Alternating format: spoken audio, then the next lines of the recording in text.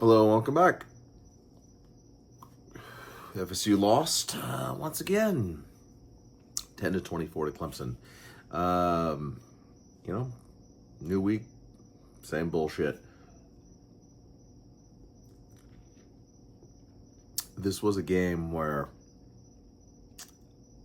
you could be convinced of multiple outcomes. FSU wins close, FSU wins big, Clemson wins big, Clemson wins close. Excuse me, I could have believed any of those outcomes, any of those scenarios. But of course, FSU loses by 2 touchdowns against a bad Clemson team. Arguably the worst Clemson team in like 15 years. And this game really came down to missed opportunities, which is like a calling card of a Norvell team, especially in the last 2 seasons.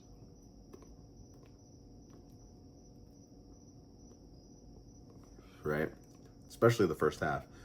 You had a dropped pass by Lucas, wide open.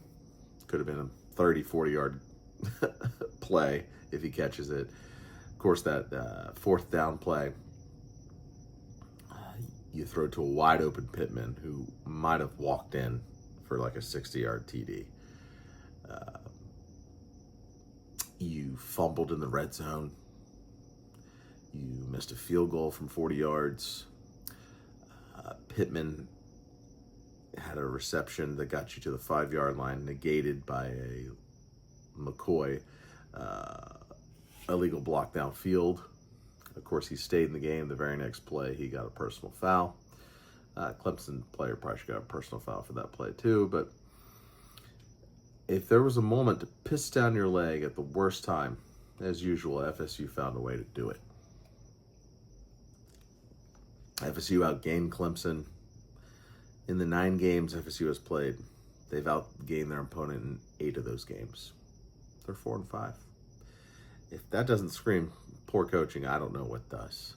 FSU had like about 4.9 yards per play tonight. Not great. But Clemson only had 5.2. I actually thought the defense didn't play too bad, all things considered.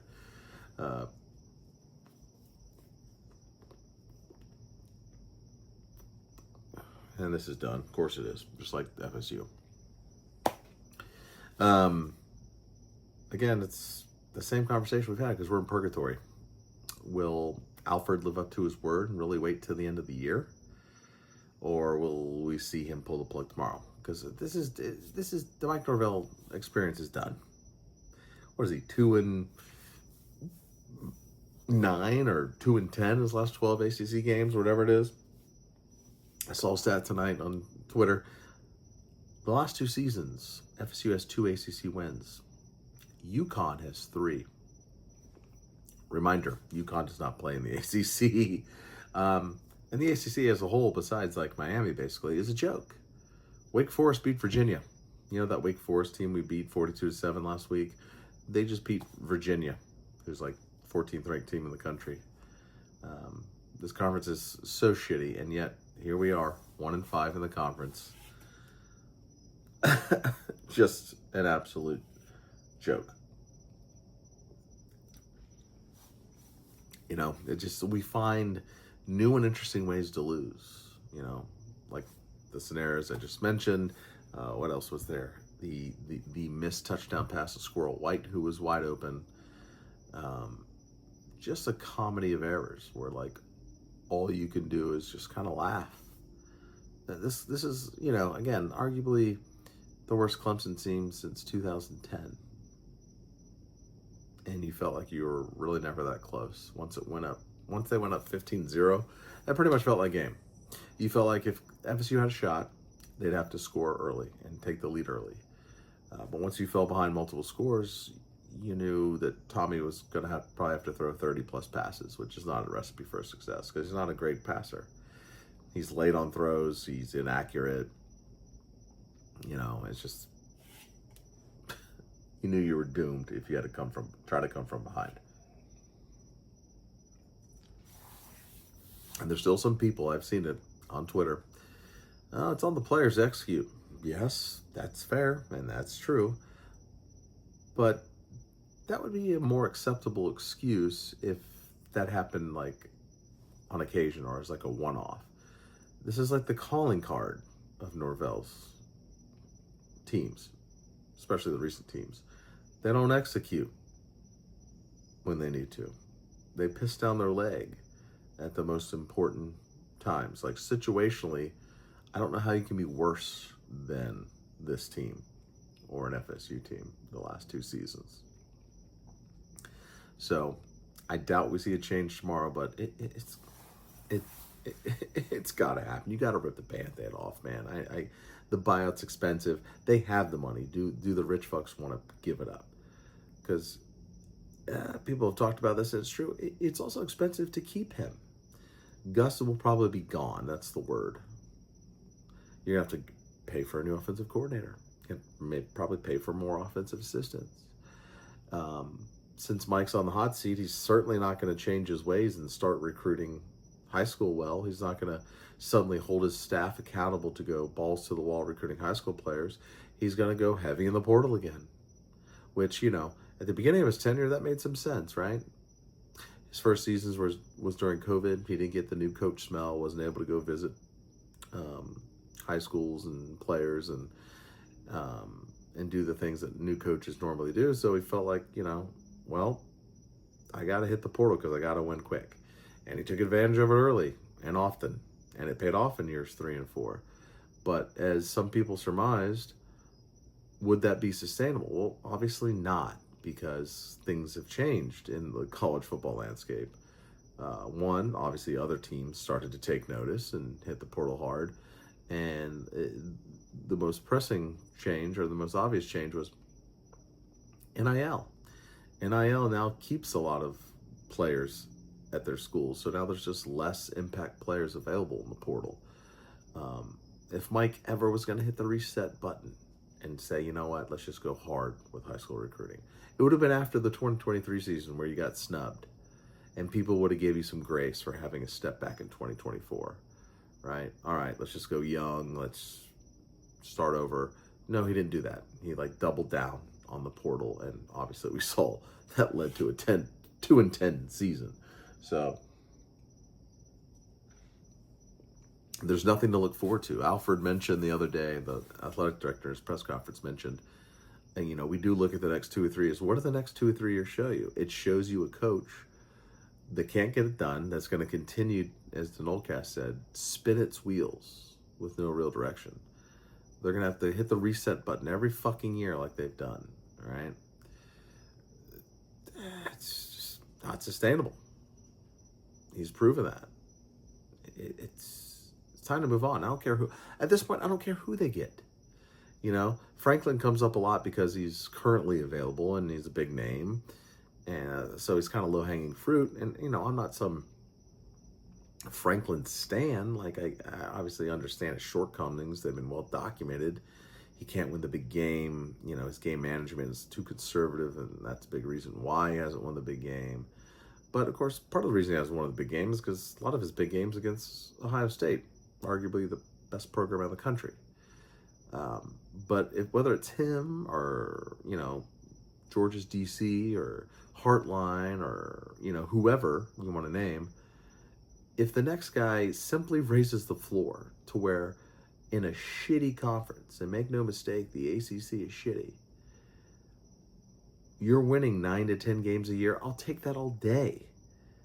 Like, I'd love for that to be my complaint. Damn it, we can't get over the hump. We went 10-2 again, but we couldn't win the ACC, or forget the ACC, we couldn't win a playoff game. Like, get me to that place where we're complaining about that, because in my age, 43, you know, I've been a fan 35 years now. You know, I grew up, let's put it in perspective, from the time I was in pre-K, so like 1985, to the time I graduated high school in 2000, we finished in the top 5 every year. You know, it's Bowden's streak that'll never be matched. And then, you know, the lost decade happened, and even then they were still winning 8, 9, 10 games. But obviously it was frustrating because you're so used to being in, you're so used to competing for titles, right? And then Jimbo's last year happened, which was awful. Willie happened. Norvell's first 2 seasons. Norvell's last 2 seasons we've watched. And now you're just kind of numb to the losses. So, like, as even though they didn't win it all in 23, they got snubbed. Or even though in 22 they didn't win the ACC title, they won 10 and 13 games. And those seasons were a lot of fucking fun. Whether it was, just watching the game on TV or having friends and family come over. Like during those 2 seasons, my friends and neighbors, we were at each other's houses like every game because the games mattered because you were winning. Like, I will take that. Get us on solid ground with anyone. Like, what are we doing here? Like Florida, for all of its slapdickery since Urban, which is how many coaches have they been through? Muschamp, McElwain, Mullen, Nape, and now whoever the next guy is. They're going to be on their 5th head coach in the last 15 years. But their fans still show up. Why? Because every 3 or 4 years when they get a new coach, at least they still have hope because of that coaching change. And so you stick with Mike, the hope is gone for FSU fans. Season ticket renewals, not happening. The same booster donations, not happening. The same level of NIL donations, not happening. So it's going to be pretty expensive just to keep Mike, whether it's those type of losses or having to pay for a new offensive coordinator if Gus leaves, having to overpay for recruits because your record stinks like they did with Chroma last year, or whether it's, once again, blowing your wad on the portal again because Mike's going to have to do it again. He has an offensive line to replace. Deuce is gone. Like, we're literally, as an old cast said, spinning our wheels. So it's fucking beyond time. Now, maybe Alfred lives up to his word and waits till the end of the year. If he does, it's simply to save some money because I think December 2nd, Norvell's buyout lowers or decreases by like $5 million or something. Maybe more. Someone could correct me in the comments. But also, there's 3 games left. Like, the rich folks that are responsible for ponying up, maybe they're ready now. Like, again, this is possibly the worst Clemson team in 15 years, and you were never really in it once you went down like 15 points. You weren't going to come back with Tommy having to throw 30 times. Like, God bless the kid. He tries hard, but he's, not a great passer. He's inconsistent. It's and I'm not even blaming Tommy. Like, you brought him in because you hired Malzahn. You needed a running quarterback. Like, everyone understood that, but there was zero confidence that this staff, this admin, is going to lead us back to anything close to relevancy. And Florida State should always be relevant. Like, again, Florida lost tonight. Like, they got blown out by Kentucky, like by 30 plus points or something. But you can't even make fun of them. At least they got rid of their head coach. Like, at least their fans have hope, whether it's Kiffin or whoever. Like, they're resetting the clock. And as of this moment, we're just slap dicking in the breeze. So, I don't know. Anything else I say will be repeating myself. There's still some people on the timeline that are trying to deflect from Norvell. Players need to execute. Yeah, that's true. You're not wrong if you're saying that. But that would be an easier pill to swallow if that was more like a one-off type thing. But it's not. They're consistently not executing when it matters in key situations. 3rd down, 4th down, red zone. It just, we find new ways to lose. We pull defeat from the jaws of victory in different ways. Like, please just end this. End this experiment, man. There's just not much more to say about it. we're a joke. The ACC stinks to high heaven. Wake Forest just beat Virginia, for Christ's sake. Reminder, we beat Wake last week 42-7. UConn over the last 2 seasons has 3 wins. 3 ACC wins. Florida State has 2.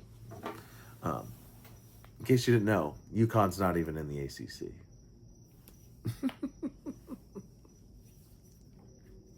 I think I heard something from Tom Lang on Jeff Cameron's show, something like FSU's last 10 road games, or maybe more, the average score is 31-17 or something.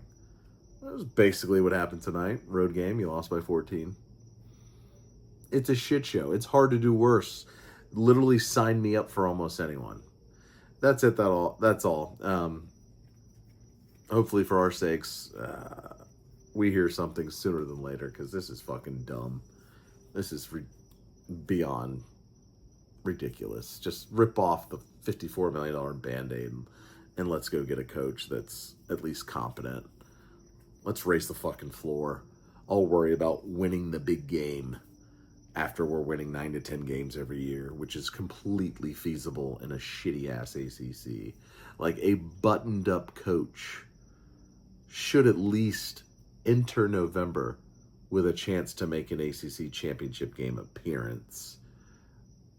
In year 1, it wouldn't surprise me. By year 2, if that coach is competent, I would expect us to at least be in line or competing for an ACC championship game appearance.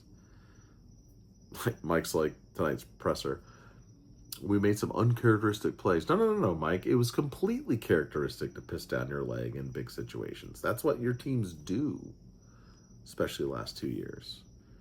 Man, 2023 is a long time ago, my dude. There's a chance, they might beat Virginia Tech next week at home.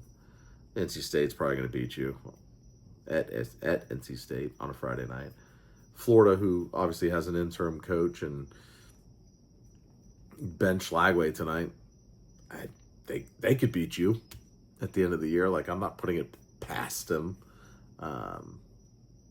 So you could have your fourth losing season in your tenure out of 6 seasons.